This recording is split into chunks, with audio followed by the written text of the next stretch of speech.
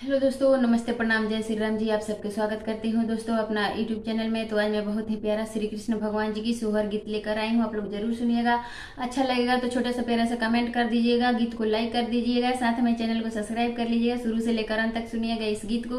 तो चलिए मैं सुनाने जा रही हूँ, शुरू करने जा रही। श्री कृष्ण भगवान जी की जय। शुरू से लेकर अंत तक सुनिएगा।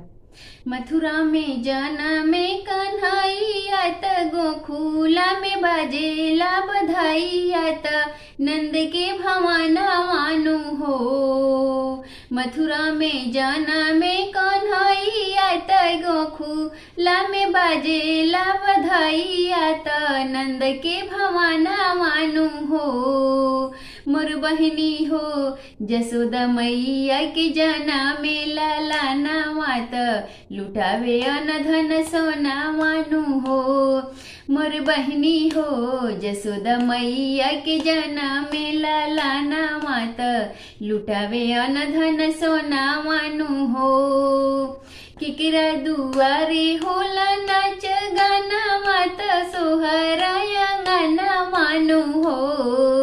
किकरा दुआरे होला नाच गाना मात सोहराया गाना मानु हो। हमर बहनी हो जसोदा मैया के जना में लाला नामात लुटावे अनधन सोना मानु हो। हमर बहनी हो जसोदा मैया के भाई ले लाला नामात लुटावे अनधन सोना मानु हो।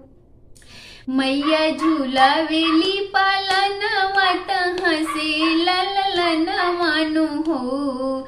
मैया झूलावेली पालना मात हंसे लाला मानु हो। हमर बहनी हो जसोदा मैया के भाई ले लाला नामा लुटावे अनधन सोना मानु हो। हमर बहनी हो जसोदा मैया के भाई ले लाला नामात लुटावे अनधन सोना मानु हो। भैया झूलावेले पालना वात हंसेला सुगाना मानु हो।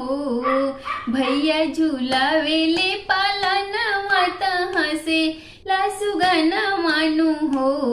मोर बहनी हो जसोदा मैया के भाई ले लाला नामात लुटावे अनधन सोना मानु हो। मोर बहनी हो जसोदा मैया के भाई ले लाला नामात लुटावे अनधन सोना मानु हो।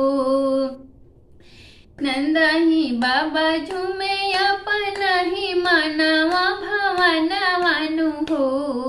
नंदाही बाबा झूमे अपना ही मानवा भवाना मानु हो। करे सब सखी नंद बाबा के बखाना वा जसोदा मैया के लाला ना मानु हो। मोर बहनी हो जसोदा मैया के भाई ले लाला नावात लुटावे अनधन सोना मानु हो। मोर बहनी हो जसोदा मैया के भाई ले लाला नावात लुटावे अनधन सोना मानु हो।